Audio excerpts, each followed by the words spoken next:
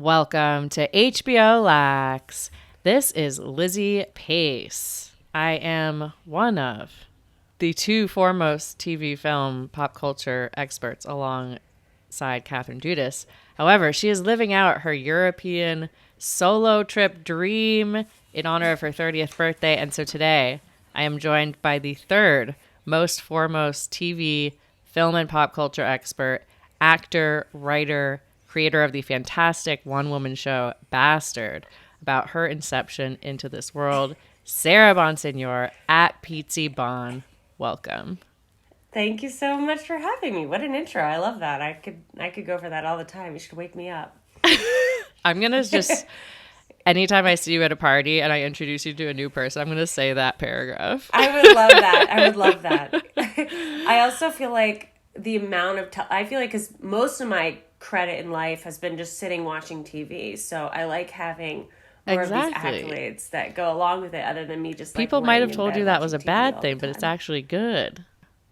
Yeah, thank you. I laid in bed for all of my 20s just watching TV. So, and that makes me a professional. So I'm so happy to be As you here. can guess, SP is also a Taurus. We love our beds and we love do. TV. We do. I could, it's whatever. I'm not an addict in other ways. Well, that is perfect for what we are about to do here today. And that is recap White Lotus Season 2, Episode 2 in this TV book club, HBO Lax. Thank you so much for joining.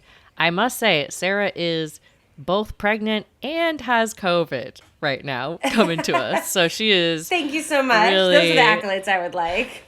She's climbing a mountain to be here with us. COVID and pregnant, and I'm 8 months pregnant. Can you believe it? So I'm ready. That's basically not. You're almost a baby and another person. Yeah. And let me tell you, the baby reacted throughout all of the White Lotus episode. I have all of the kicks noted. No. Give us Gen A's vision of the show from within the womb. Or what generation will the baby be? I think it's got to be A, right? Yeah. I think... Yeah, Julian just really responded mostly to any Coleridge moment. I would say that was anytime she was on screen. Yeah, he was just kicking. Of course, he has good taste. Look at his mother. And Lizzy, I was just in Italy at a wedding, so I feel like I'm experienced enough. That is so helpful. And you got that Italian last name now. And I do. Ciao, Bella. I'm basically Italian. Yeah, and Miles is Sicilian, so, Oh my God. Wow. So mostly I relate to the prostitutes. I mean, we'll get into it. I love them. I know. I think they're like one of the most fun amazing. parts of this season. Yeah. We begin. Waves are crashing. The hotel is dark. It's early morning. And we get everyone's morning routine here. In Ethan and Harper's room, Ethan rolls over and sneaks out of bed while Harper is cuddling this pillow. In Dom's room, he finds panties in his bed. And in the hallway, we see Lucci, the sex worker, walk by Ethan, who's having this early morning run around the empty streets, which is this beautiful shot.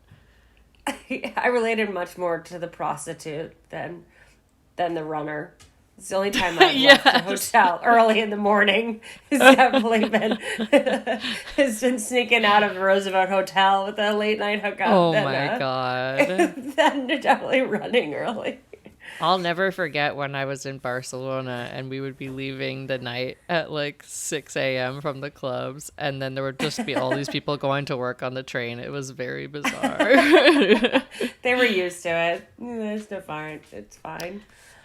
We see Daphne and Cameron are spooning as they get up, and we see Ethan stops. He's very sweaty on this run, and he's at this lookout point that was so beautiful. This was like the landscape porn of the week for me. This seaside village at sunrise. Mm-hmm. It was gorgeous. The couple dynamic, which is crazy, starts from the beginning of like the two different couples. Makes me so anxious because like the popular couple you want to hate, but you're like, they do seem like they're getting along really well. Oh my God, they're so fun. I think that's what's so interesting about those four. Yeah. is it's like, I mean, they're very likable. So what? Maybe I should be ignoring the news. It sounds kind of great. They do they like. I mean, really happy. I do have a theory. I have a theory that maybe I'll say later. But yeah, the like him getting up to like run and her like being like whatever. He didn't even leave a note. I just can't relate to anything that was happening there. I just think like if you're gonna have an early morning run, or the running, or just like gone for a run, sweetheart. Be right back. That's a polite note to leave. You know. I like the strong take right off the bat. We see Tanya wakes up face full of makeup, and Greg, her husband, is staring into the abyss. She's like, "Are you all right?" He's like, "I'm fine." Oh God, their whole dynamic makes me so uncomfortable. Yeah, I'm very curious where that's gonna go. We see the workers outside the hotel opening up the umbrellas. Valentina is barking orders at Patricio, Alessandra, and Rocco. And we see this buffet in this restaurant. It's like the most picturesque breakfast I've ever seen. And Tanya agrees. She says, such a gorgeous view. I wonder if anyone's ever jumped from here. Everything she does in this episode, it's like one of my favorite I like wrote down ever. It's like a list of like all the best things she did because it's so. And you know what? The Jennifer Coolidge. I know she's so cringe, and I hate to say this, but I relate to her in so many ways. What do you mean she's so cringe? I think she's so funny. She's so funny, but she does these embarrassing things, you know, that you're like, oh God. I mean, she's like drunk and on pills the whole time, you know, so she does embarrassing things. But like, and he's so awful. But in the last episode, the eating of the macarons, I was like, oh. Oh, you relate to her character. Yeah. Oh, God. Don't you sometimes? Like, I eat the treats right away, too. Look, I would eat them all if they weren't such a gross cookie. Just my opinion. Whoa. I mean, I get it. They are. But I feel like anything sweet like if they good. were like Mrs. Field. Tanya is at the buffet. Oh, my God. Just starting her physical comedy is absolutely insane.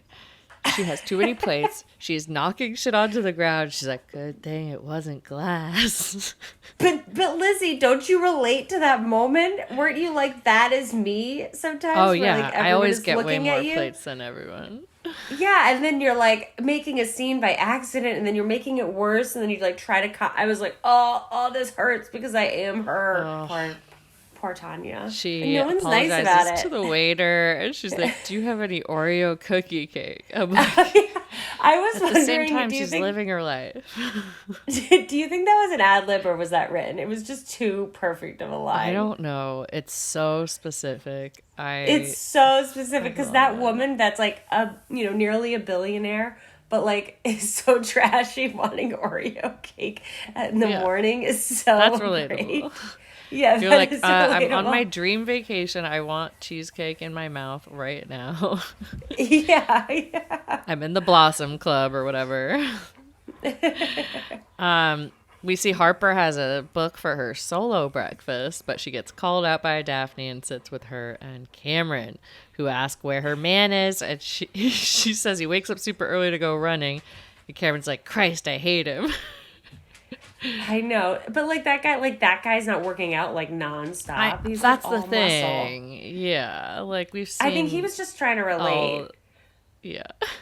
I mean, okay, we're gonna talk about it later, but there is something going on.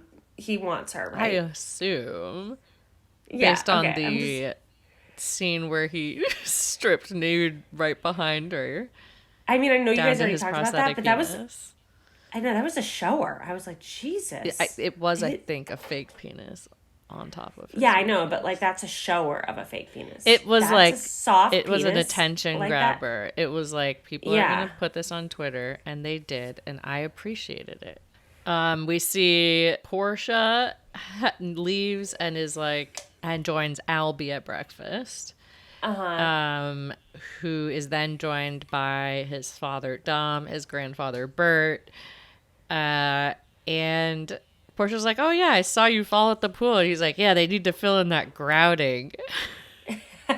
He really covers himself. I know, but when she said that, I was like, oh my God, he's an old man. Don't remind him that he fell. Like, just be It like... was a bold thing to say. Right? Isn't that rude? Like, older people don't want to, like, they're embarrassed by falling. Like, just be like, no, remember we talked by the pool? I was like, Jesus, it's kind of rude. So I thought he was actually quite, even though he's not, he's definitely that old guy that's, weird. Yeah, I mean, he starts pushing at their family drama at this breakfast. He's like, I still don't get why Abby, Dom's wife, isn't here. Missing this once in a lifetime family trip to Sicily. Like, what? Does she want a divorce? And Dom is like, please stop bringing all of this up. I know, but I'm like, why? Talk to your dad. Tell him that, like, your wife wants a divorce. Hooked up with sex workers? Well, it seems like his dad had a lot of affairs, too. I guess he's a sex addict. Yeah, definitely. Bert says, my wife passed away last year. We were married 53 years. She's an incredible woman. She never would have missed the trip to Sicily no matter what I did. I could have burned the house down. And it gets into this really intense metaphors for this. I know. What I was thinking was like, yeah, that was a woman of another time where she had to just, like, fucking deal with it. Yeah, where just take it. Like, yeah, she'd have been like, no, I'll do anything for him. Is like, hopefully now we've gained some progress. We're like, fuck you. No, some of us. Some of us, yeah. Hopefully everyone says fuck you in those situations. Oh my God, we see Cameron screaming at the airport luggage customer service person on the phone, and this was my eat the rich moment of the week. Yeah. Just screaming at anyone for a situation that is not, like, there's no way that person is remotely involved in I mean, it was the most, like, accurate thing, though, because, like, normal people get pissed, but a guy like that, like, is gonna absolutely lose his shit over losing his bag or whatever. And I didn't like that she was kind of like, she thought it was cute. Yeah, she was like, he will lose it. It's kind of funny. I know. Even though their relationship is like, you're like, okay, I guess they really get along, even though something's fucked.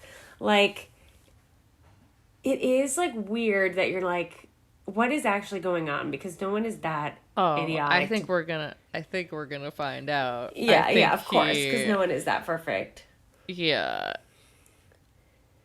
It would be funny if he just was. They just turned out he just was a great guy. Yeah. yeah. He's just an ignorant asshole. It's possible. Harper is fucking stirring the pot here. She's like, did he ever lose it on you? And she's like, no, we never fight. Harper's like, I never met a couple that doesn't fight. Well, okay, two things. Yeah, like, that's what I would ask, too. Because she's like, isn't it funny that he loses it? I would be like, wait, no. Well, I'm worried about you. And then the fact that she says, we'll never fight. Fuck you. A couple. I'm fighting you right now. Now you're in a fight, bitch. Yeah, like, are you a couple that never fights? I mean... I just, maybe it's me, but I just, like, I'm like, it seems like you're not talking to each other, or someone's just taking it. Yeah. Like, because it's like having a discourse. That's what that sounds like. Right? Someone is taking it. I don't know, I guess there are people that... Or maybe they don't want to clarify it as a fight. They're like, it's a communication. Oopsie daisy. Or maybe we're toxic. I don't know. But I just, like... I just don't understand, like... Maybe. Yeah, maybe it's us. We did say that we related to Jennifer Coolidge. I mean, sorry. We're fun. And we get this great line by Cameron. Incompetence makes me homicidal. Ooh, is he the murderer? Oh, right. Yeah. I know. I'm like, who died? I don't know. But there was a bunch what of would people you that said guess? a few died. What would you guess? The prostitutes? I know. No. I know that's terrible. I hope not, but usually they're the ones to die Oh in the my movie. God. I'm sorry. I'm sorry. I hope not. I know. I hope not. They're so sweet. I hope not. I hope that it's Catherine and I talked about this last week. We hope Tanya kills Greg. I mean, yeah, he deserves to die. We all know that. I'm sorry, the way he treated her about the macarons About the food. was triggering. Yeah. Yeah, is like the way he's like mean about her weight and stuff like that is like. And then he has a whole secret family. Yeah, like That talks shit on her. Yeah, no, it's like so disgusting. And he's like mad that, at least I was so relieved to hear though that she got a prenup. Yeah, good for her. I love how I didn't know she was a billionaire season 1. I know half $500 million, so I guess 500 millionaire. Same thing. Yeah. But she doesn't have a person to bring her Oreo cake around with her, which she should have if she has that kind of money. Harper tries to escape the convo and says, I'm going back to the room, and they're like, oh, we'll come with you. And then we see, meanwhile, Ethan has taken his shirt off and his socks, opens that computer, he's on Pornhub, he's jerking off. Almost my horniest moment of the week. I mean, look, I get it. I am horny too when I finish a run, so I relate. I feel for him like a little bit. Like after a run, I'm like, no, I kind of horny too. You know, I kind of get it. Like, I love and if someone's not right there, but text your fucking wife. Like, I would be if I'm in Italy with my husband, and we've been like having a weird schedule because of work and stuff, and he's masturbating. I'd be fucking and then he livid. uses this excuse that she like doesn't like the morning. I know. Who doesn't like morning sex? That's crazy. I'm not a morning person, but I love morning sex. But like, I mean, obviously there's something going on. But for her being like such a shrew, as she says, she's pretty cool about the masturbation thing. I would fucking lose it. Wait, I'm sorry. I guess I have a very different take. I'm like, I don't really see anything wrong. Oh, interesting. No, if you're having sex problems, like if you guys are not having sex and you're in a romantic trip and my partner is masturbating and not having sex with me, I'm pissed. Oh, well, if they're not also having sex with you, then... They're not. Yeah.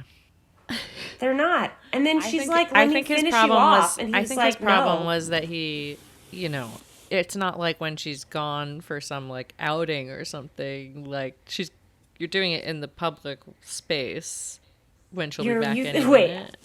You think what's wrong is that he did it in the bedroom, not in the bathroom? I mean, she was gone for 15 minutes. She was gone she just got, like he could have texted her, but he chose to masturbate instead of having sex with his wife. But maybe there's other things going on. I don't know. Yeah, like he doesn't want to, like that's the problem. She offers to finish him off, and he says, he like blows her off, and she's like kind of cool about it. I would be like, what the fuck? I mean, like, obviously everyone, you can say I'm not in the mood and stuff like that, but he was obviously in the mood. I mean, look, I think there are differences between solo and couple sex to me that, like... That's true. That, like, you're in the mood just to masturbate, but I don't know, if you're on a romantic trip in Italy and you're masturbating and not having sex with me, I would not be happy, but that's me. He's not having sex with me. They're not problems. having sex. They have problems. Yeah. Definitely. That's the point of the scene. Yeah. They're all having some problems. Tanya and Greg. Tanya says she wants to do her fantasy Italian day in which she looks like Monica Vitti, who I looked up. She is an old Italian actor in the 60s. Of course. I've been obsessed with Monica Vitti for a decade.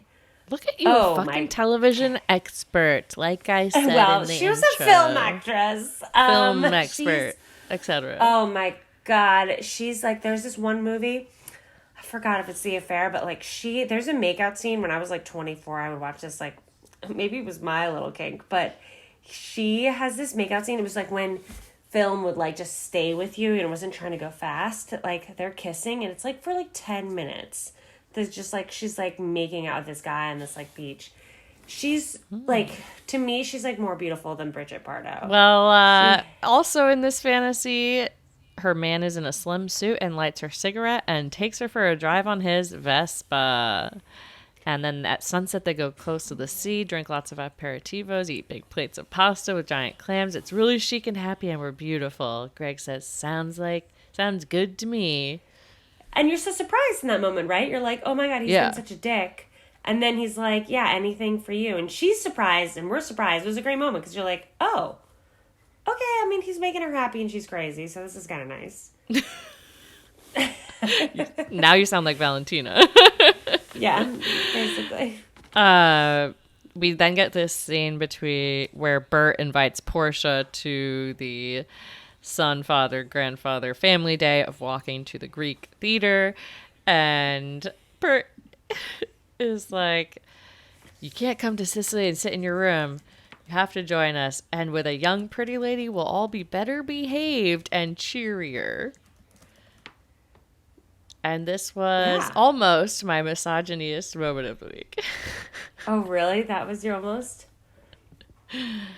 No, it wasn't. We're I not feel at like it wasn't that bad yet, but it is him. I feel like it wasn't that bad. Spoiler alert.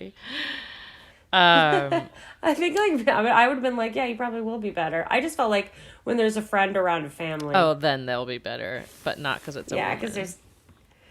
I mean, the guy is kind of like old school misogynist, but you know, I think. Back at the hotel, we see Harper walk in on Ethan jerking off, and the porn is still playing. He doesn't seem that embarrassed. He's like, endorphins. You get horny after your run. And Harper's like, I only got a croissant. You couldn't wait for me. Yeah. She offers to help, and he gets in the shower, but they are not hooking up. They are discussing Daphne and Cameron. I know, but she like recovered. That was crazy. I'd have been like, my feelings would have been so hurt if like he didn't finish. He still has a heart on, and he doesn't want to like continue with you. I don't know. I'd be like, what the fuck? I like this hard stance. I guess I just like, yeah, I don't know.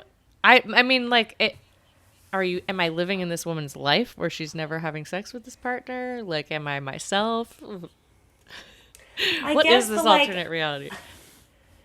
I don't know. No matter what reality, I'm not happy. That's an iconic line. No matter what reality, I'm not happy. Well, I'm just like, he wants to finish. He's still hard. He's frustrated. So, like, why wouldn't you want me? He says this is a personality quirk, and she does it to him all the time, saying that she's finding people deficient compared to her as a way of soothing her when she feels threatened. And he's saying that she does this about Daphne and Cameron. Like that their lovey-doveyness is fake. I mean, like, there's two parts to that. Like, yeah, she definitely has that. And I was like, oh, shit, maybe I do that, too. It was a really insightful moment for me. I'm worried I do that. What? You need find them deficient compared to you? Yeah, like, you need to, like, put other people down to, like, make yourself feel better. And I'm like, oh, that's so shitty. And I don't want to do that. I'm sure I have when you're, like, threatened by someone. We all do. We both have. Yeah, yeah. I've heard both of us do it. Like, Lizzy, be real. So, like, yeah. I mean, that is accurate, but also, like, she senses that they also suck. So it's hard. It's both things. Yeah, I mean, I definitely think there's problems closer to home that maybe should be focused on before that. Yeah. And Harper's like, now that we're rich, are these the people we're hanging out with? You only like 5-star hotels. And he's like, what, you're a snob? She's like, I think we have a good relationship. He says, I agree. And she says, this is one of the funniest moments of the episode to me.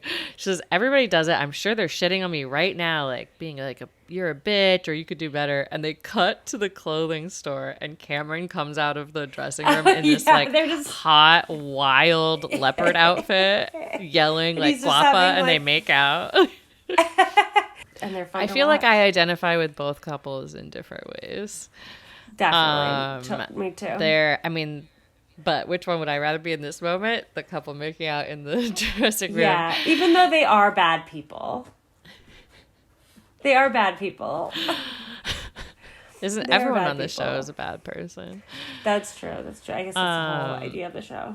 We see Mia and Lucia looking in the store, and Lucia's like, I want to buy the whole store. And first thing I do is I'm firing this bitch. And then she pretends to fake fire the woman who's working at this clothing store. I know. I was like, what is this? What is going on? Was that an improv moment? I don't know, but I loved it.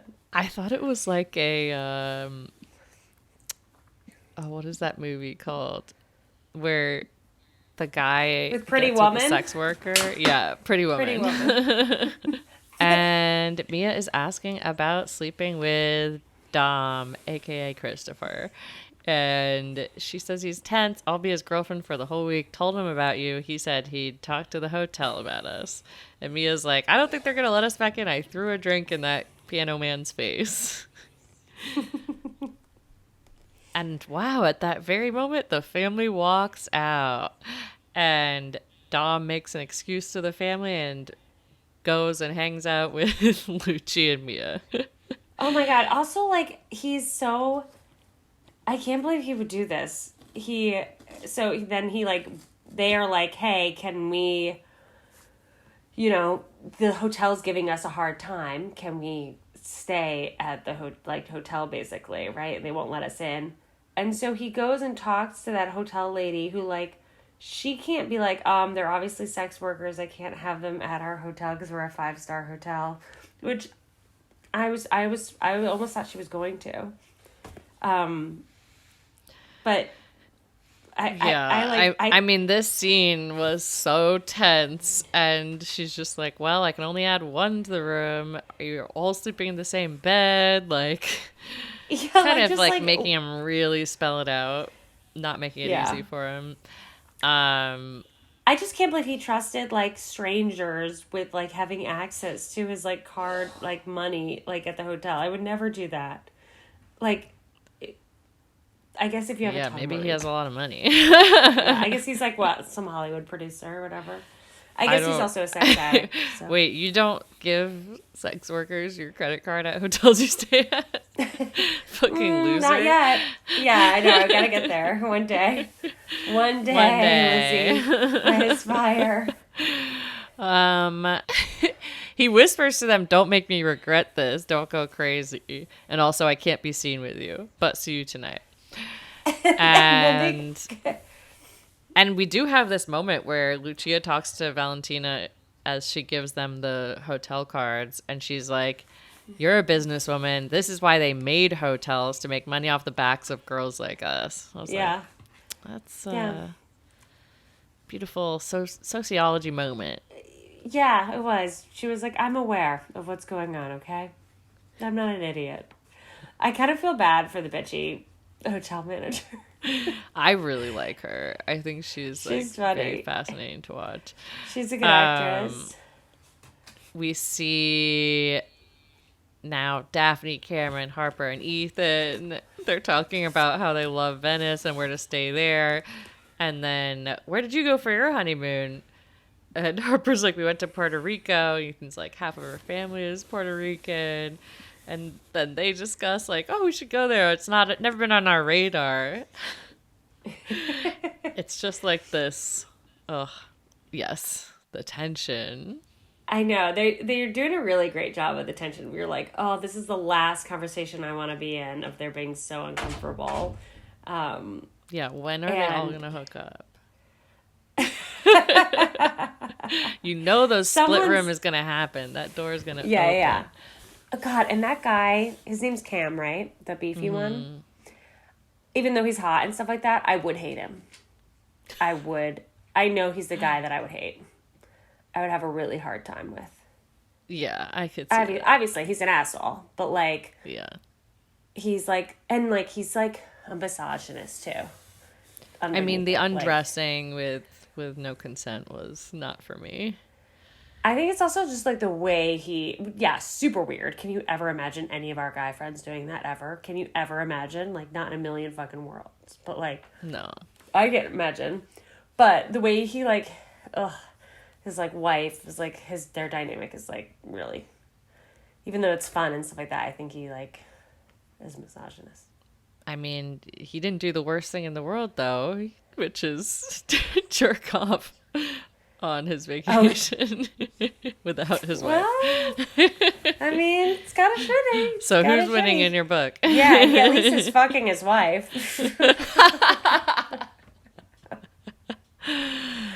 Oh, but my I would hate him. We see that the two sex workers, Lucia and Mia, are buying clothes in the hotel store. Oh my god, so fun. Charge it to the room. I immediately feel like a little guilty. I'm like, oh no, like I do that thing when I watch TV where I'm like, oh god, his card, and I'm like, wait, just enjoy the moment. Why are you worried about his financial situation? Why are you worried about this guy's credit card? It's not real.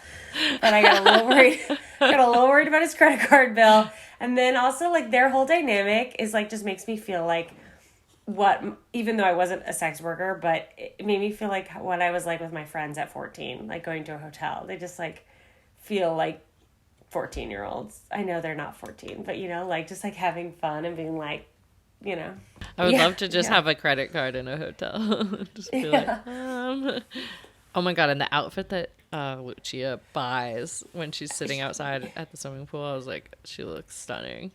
She's smoking. Yeah, she's so hot. Tanya and Greg are now taking pictures by this Vespa that Valentina has found for them. In the hotel. The employees are so embarrassed and worried for her. Oh my god, we get this conversation where Tanya's like, guess who I am? And Valentina goes, Peppa the Pig. And she's like, Monica Vitti. I don't even understand why she would say Peppa the Pig. I think it's because she was wearing a pink outfit. I don't know. Yeah, but isn't that like Miss Piggy though? Like Peppa the Pig's for children, but I guess I don't know her outfit. I don't know her outfit either. She does remind me of Miss Piggy though. She tries to stop them from driving in it, and she's like, Sicilian drivers, are you sure you don't need a car? And Greg is driving them on this Vespa, and it keeps starting and stopping. I almost killed myself the first time that I got on a scooter. Scary. And I just pressed the gas, and I went full blast almost into this minivan that was parked. Oh my god. And people came out of the restaurant nearby because they thought I was about to crash. It was very dramatic. I was in Turks and Caicos. I mean, those things are terrifying. I like run around Dominican Republic with a boyfriend, so I wasn't doing the driving then, which I'm embarrassed to say. But also, I think the scene was like Jennifer Coolidge totally improvising the whole scene. Like that part was like, my god. When she was like, "Is this the normal size of a Vespa?" I think that was like just her. The woman being like, "Nope, that's a normal Vespa." Perfect. I thought you meant the moment when they're on the Vespa, but we'll get to it. Yes, that moment too. They do these loops around the fountain and leave. We see the two couples down at the beach, and they're talking about maybe jet skiing, but Cameron does a little dig at Ethan that you have to have motor skills, and then says, little elephant in the room, how do you guys like being rich? And Ethan's like, oh, nothing's changed. It's nice to help people. Okay, I have to say it. This is an annoying moment for them as a couple. Even though I think they're better, ethically and everything and more relatable, this is such an annoying moment. He's being kind of hey, you're rich. And they're actually, oh, so annoying. That moment's annoying. Yeah, we can just help the people we love. It's shut the fuck up. Just say you bought an outfit or something. You bought a house or something like that. Oh my god, have a little fun, but I get it. But I will say Yeah, Harper saying the not very materialistic. That was definitely Oh, yeah, you're like, okay, fine. You're Like, at the White Lotus in Sicily though. yeah, exactly. Like, you're no better than, like, you look like you have all name brand shit. Like, stop it.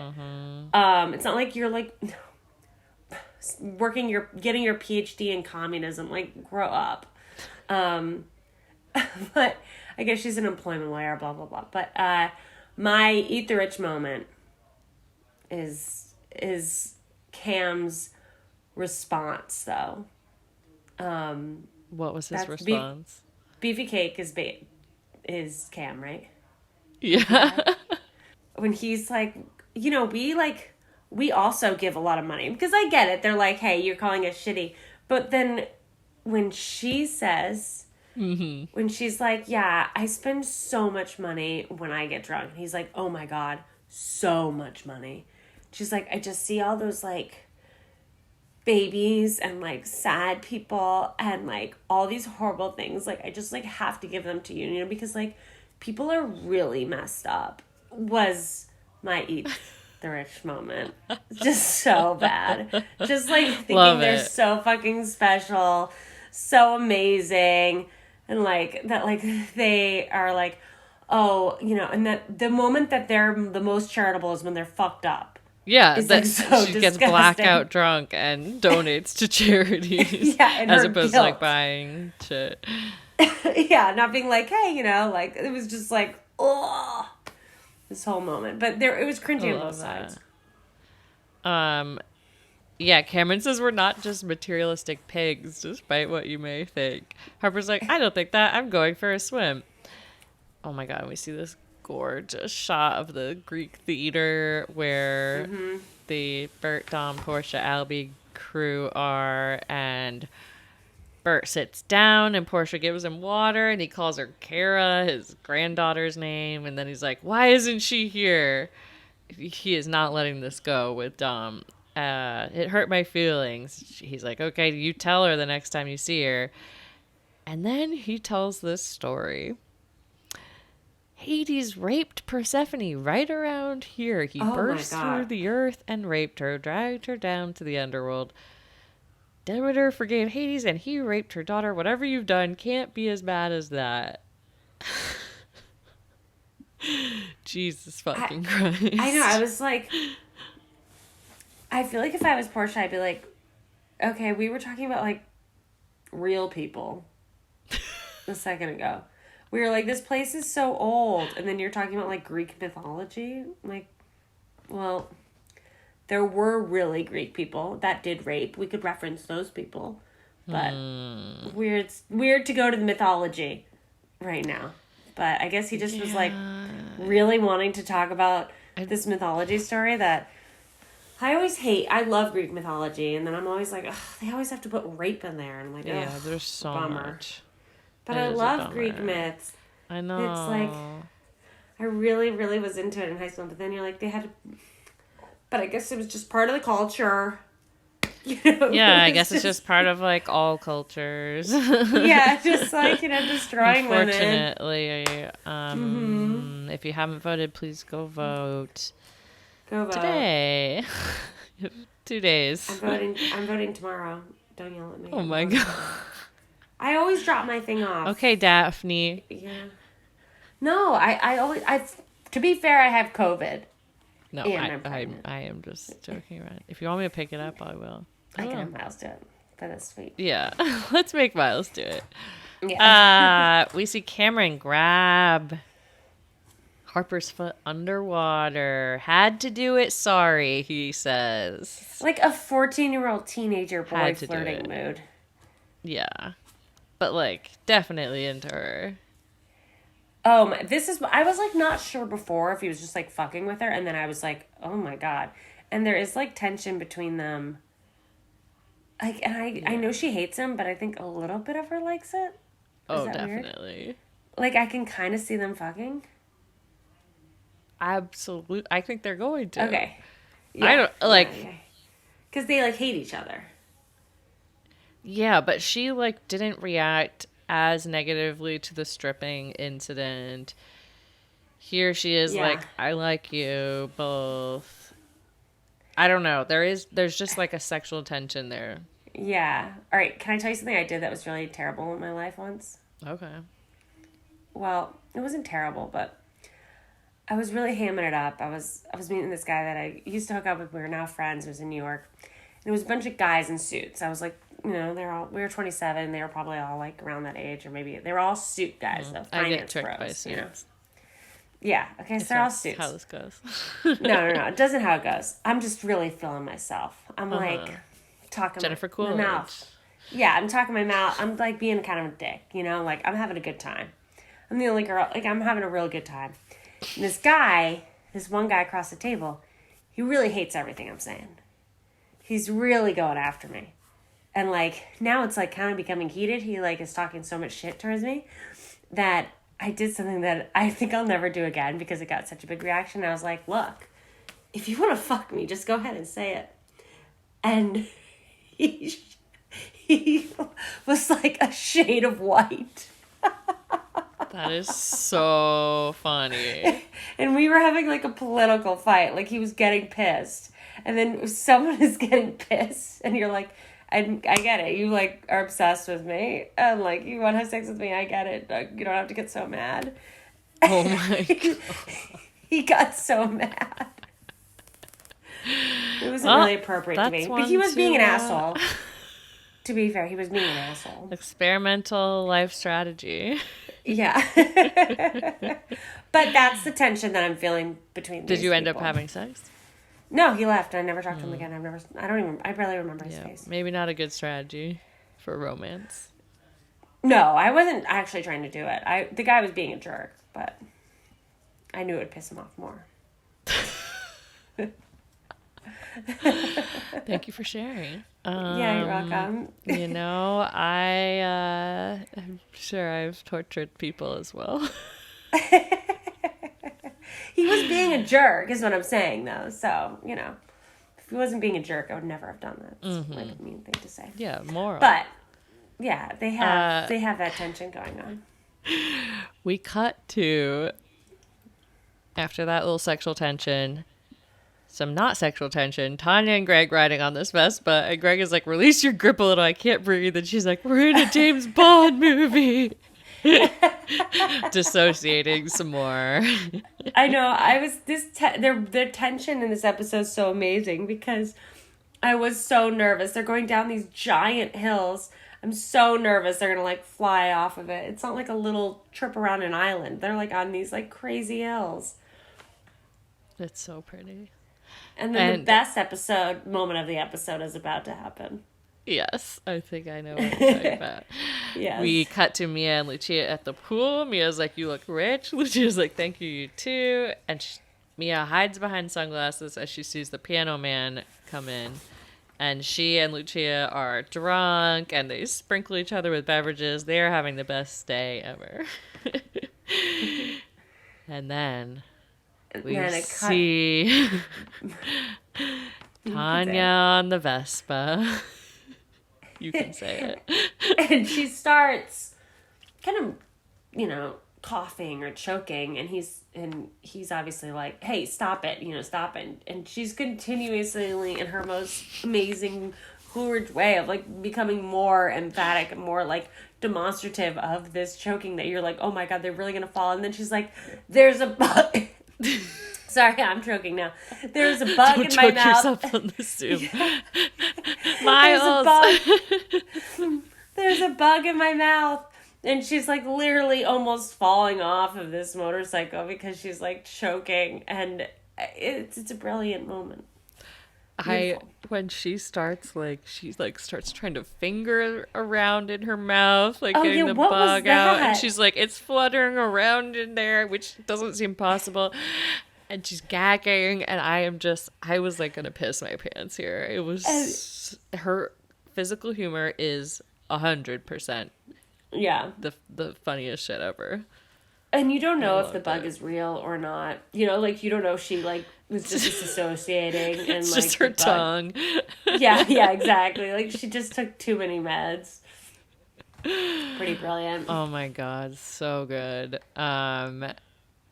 Lucia tells Mia that they have to do a three-way because she owes Dom. And like there's this subtle like Lucia like Mia has said she's not gonna be having sex for money, and Lucia seems to be Yeah. kind of forcing her into it Yeah. slowly.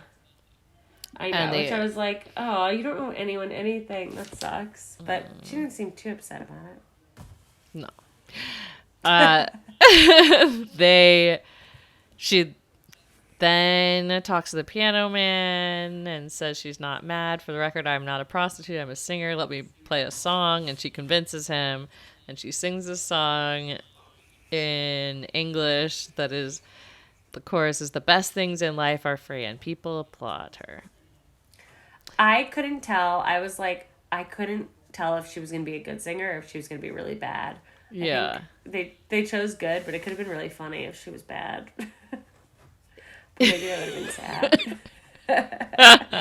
sad.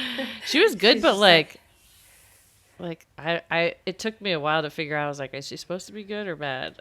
I don't know. No, Just kind of I knew right away she was good because you'd have to make it obviously that she was bad. Yeah. It'd be like me. It'd be like me singing, which is bad. It would be me doing my impression of Tanya on the Vespa choking. Yeah. My singing sounds a lot like that. We see, oh my God, they pull up to this restaurant and it is this beautiful cave. It's so gorgeous. And Portia sees Greg and Tanya glares at her. And Portia is at dinner with Albie. Yeah.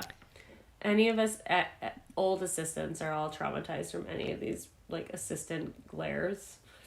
Completely. Yeah, you're like, oh my God. But now, like, my older self, I'd be like, fuck you, just, like, do whatever you want. But I would have been doing the exact same as her. Yeah. We cut back to the two couples at the piano bar, and Daphne keeps checking on the kids and then asks Harper and Ethan if they want to have kids. And Harper's like, yeah, we weren't sure, debated it, bringing a kid into this world with everything going on right now. And this line, they both look at her so confused / glaring. It is so good. I know, and she's learning though, because she's like, never mind.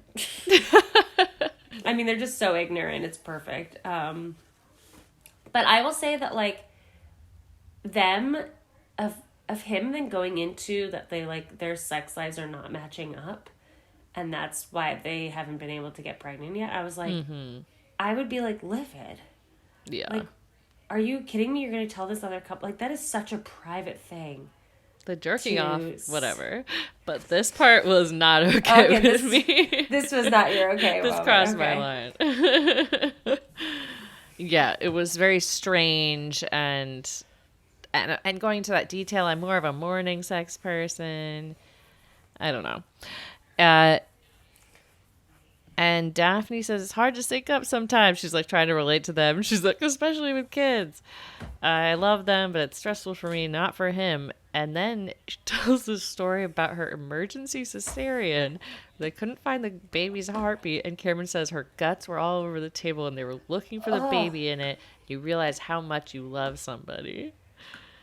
I know. Even though this was a sweet moment, maybe because I'm pregnant, but my misogynistic moment of the week was when he said it was a really scary moment for him. And she was like, it was a scary moment for me. It was basically like, because she's the one that almost died. I think, wait, what was it? Didn't he say, like, I almost died? She's like, I actually almost died. Like, she was the one that was, like, under, like, everything was, like, terrible. And he was, like, took it upon himself, too. I feel like this is a good choice for that. We're still not at mine, but it's a good choice because that is a very subtle one that I think people like kind of say that kind of shit a lot. Oh, all the time, yeah. And I'm just more sensitive to it because now I'm almost there. So I even of course I'm like oh God. People like tell pregnant people so much stuff, and it's very uncomfortable. Yeah, it's all hard. I'll tell you later about my doula class that I almost died from, but oh God. Can't wait to hear. We'll save that for the second podcast, After Dark one. Sorry, guys. We get to mine here. Bert and Dom. And Bert tells Dom, your mistake was being sloppy. A man does what he has to do, but you keep it tight. If you're sloppy, it's like you're rubbing her face in it. Bad form. And this was my misogynist moment of the week. That the problem is that he is not good at covering up his affairs, and the implication that women are more okay with it if you're discreet. And Dom says, thanks for the tip. I don't think you're as discreet as you thought with your affairs. Yeah, right? He was like, fuck you. You were my dad that was like fucking around. Like, yeah. And like, and obviously it's like the Kennedys. JFK's dad fucked around a lot too, you know, like father, like son. Just a little fact for you. Little history. But I do think you see your dad. You see your dad fucking around. Like, that's how their marriage existed. Like, that affects you. I mean, Bert calls it peccadillos. You can fix it. little mistakes. It's cuter to say peccadillos. Yeah, I mean, it's just like such like an older guy thing to say. Yeah. I can't imagine his dead wife was pleased. I would like to hear her version. Right. She was like, yeah, I knew it. He did rub it in my face. I knew all about them, but I had no choice. That's probably like if the kid knew, she obviously knew. Yeah, he was such a jerk. We see this scene between Albie and Portia, and Albie explains, my dad has cheated on my mom a lot and just got caught again. My mom and sis are really pissed, and she asks if he is, and he's like, yeah, but I'm the peacemaker. And she's like, are you like that in relationships, the nice guy? And he's like, I try to be, but girls say they want a nice guy but don't really want one. Right. I don't want to be like my dad. I refuse to have a bad relationship with women. And she's like, I do not understand this line. She says, I just want to have fun, feel fulfilled, and have an adventure. I'm sick of TikTok and Bumble. I want to meet someone ignorant of the discourse. I get it. I actually feel like that, but maybe because I've COVID and been in my room on TikTok for like 2 days and I want to fucking blow my brains out. But I think she's just like, she's tired of like, she's like, I just want to meet someone in Italy, naturally, like, and are living our life. We're not like on our screens. Like, she just wants to like get out of the system that we're all doing, which is like dating through apps and then like sending each other videos and like just living online. I think she just wants to say that she wants to like fall in love and have experiences in like the real world. IRL. Yes, as my internet friends call it. Yes, yeah, exactly. And then actually my misogynistic runner-up is coming up. Ooh. Oh, okay. Let's hear it. He says he's attracted to pretty wounded birds. Yeah. And that, to me, is my runner-up misogynistic why? moment. Because it's icky. It's just like, I don't know. Something about it is like icky. Don't you think? Like, you're just like that guy that's I'm attracted to like wounded women. I don't know. Yeah. Like, so you can be the savior? Yeah, and birds is an old-fashioned term for chicks, ladies. Yeah, I think it's more that like that guy that's like into like wounded girls. Or like manic pixie dream girl. Yeah, I'm like, ugh. I don't know. Interesting. You don't agree? I guess I need more information. That moment really by what he means. means. I was like, interesting. I think they're making fun of the guys. They're like, I'm nice guys. You know, I'm a nice guy. You know, nice definitely. guys don't get it. And then that nice guy. You think he's going to turn out to be a creepy nice guy?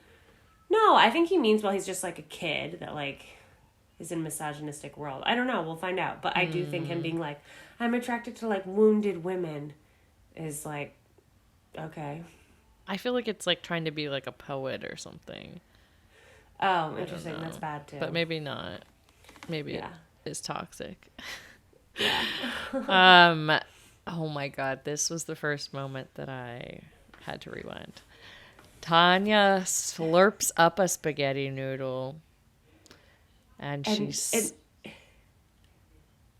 she sums up her dream has come true. Pasta vongole with giant clams, a Vespa ride with you. You're wearing the shirt I gave you. You made my Italian dream come true. Thank you so much. I feel like Monica Vitti. Dream accomplished.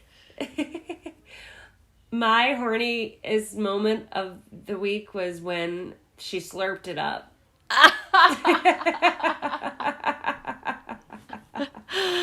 I love that. She's so sexual with that pasta. She was really laying it all out. Oh my god. It was art. Greg then crushes this dream instantly. He says, I wanted to have the perfect day for you before I told you the news. I have to fly out to Denver tomorrow for 2 or 3 days. And she's like, we're only here a week. And he says, it's something at work trying to fuck our budget. And she starts to escalate this scene. Couldn't someone else do it? You insisted we come to Sicily. You freaked out when I showed up with Portia. Thank God she's here. I'd be entirely alone, which is hilarious. She's been just glaring at this woman the whole time. And she's like, why don't you quit your job? And he's like, because you made me sign a prenup. And you change your mind constantly and drop friends and fire people on a dime. You discard people. And she's like, you hate me. I am paying attention. I can tell you don't like me. You're not coming back in 2 days. You're full of shit. You're insincere. You never look me in the eye. You're a piece of shit. I hate you. And storms off. So Perfect. good. I mean, she was so justified in everything that she said, of course. But, like, and then I think he's prepping. This is the scene. He is now, like, prepping to, like, get her to give him money. I mean, obviously, not obviously, but it was a scam that he was like, well, you made me sign a prenup, so I don't know what's going to happen, And it's like... you think he's going to ask her for money? I mean, why do you think he's with her? Money. Yeah. Yeah. Right? Like, he hates her. She's like, you hate me. And I was like, oh, he does hate you. Oh, yeah, definitely. He hates her, which is so terrible. It makes me feel so awful for her. She's so wounded. Like a wounded bird. Yeah, maybe. Makes me horny. Oh, God. And then back to when Portia, I guess she's about to say this later, but when Portia tells, like, him that the boy that Tanya's dad was a billionaire and possibly molested her, I was like, oh my God, so dark. Yeah, she's like, oh, but don't tell anyone I signed an NDA. I don't know, it was kind of like it was kind of relatable for me, of like complaining about my boss all the time and then like saying, oh, but they also have all this dark shit that's happened to them. Yeah, of course. We all do that. Yeah. We're like, but but don't say anything. And he thinks it's a great kiss lead-in line, and he says, can I kiss you, after this I know thing I was about like, the lights her are too father bright. killed himself or died. His father died by suicide. The lights are too bright. Well, don't you think of the hotel thing? I was thinking about it. I was like, would I say yes? I would, but like, it was like, I wish they could kiss outside. They're in Sicily in the moonlight. And then they're like, we in a should have bright set the hotel. scene outside. Yes. Yeah. I'm just thinking. I mean, but it was cute. Here's why I think they did it. I think they're trying to possibly set up that he's too nice, and so it's like, oh, they're at the hotel, they might like hook up, and then he's not. That's my guess. I mean, I know he does seem so nice. She does not seem into it though. No, I think she wants the person who's gonna shove her in the door and hook up.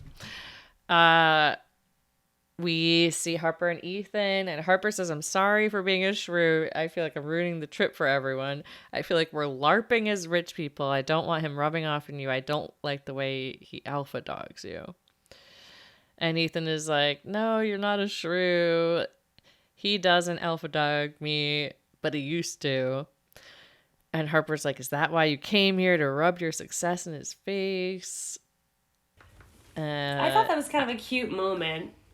Like, it was like they had like a moment of like, oh my, I almost like, I wanted her to be like, oh, well, okay, if that's why we're here, got it. I'm going to be like doting. I'm going to make him so jealous. Everything's going to be great. Yeah, that's now a fun bit like, to play. You know, yeah, you're like, oh, okay, I get it. I know that. Like, sometimes we all have that person that we want to like show off to. And like, I can do that for you. I was being my real true self before, but now I can do it. Yeah, I do have an outfit that's uncomfortable if you want me to put that on. Yeah, no problem. And Harper is like, I'm going to be fun now, illy, and want to suck on my tits or jerk off on my face. And he says he's kind of beat, which he's losing for Sarah. I can see it in her eyes. He's losing the Ethan versus Cameron debate. Oof. I mean, no, Cameron sucks, but like, and then for her, she's like that last shot of her, like, okay. I was like, you were being so nice about that. And then her just like sad. Yeah, she should go jerk off in the bathroom. Yeah. Problem solved. Yeah. No, right next to him. Yeah, exactly. She doesn't need to go to the bathroom. She'll be like, got it, totally get it. Yeah. But this girl's gotta get pleased, so so move over. Pull up the video. Yeah. What were you watching earlier? Maybe I can pull it up. Yeah. Cameron and Daphne then have this conversation that she had assumed they were having, which is Cameron saying, oh, she sucks, why would he marry her? Daphne's like, she's pretty, and Cameron's like, such a pill. And Daphne says, some women cut off husbands' balls and then wonder why they are not attracted to them anymore. Yeah. Ooh. Yeah, they're both misogynists. That was like a Sarah Palin quote. Like, yeah. Oh, God, I was like, okay, they are the worst. Like, you have to please your man. Like never, like, oh, gross. Like, I was, ugh. But then they had great sex. So maybe misogyny makes for great sex. Well, she also says that she could cut off his balls if she wanted to. Right. And it was, better than some of the sex we have seen this season. Definitely. But not my horniest moment. We're almost there. Oh, we're almost there. Okay, great. Dom's room.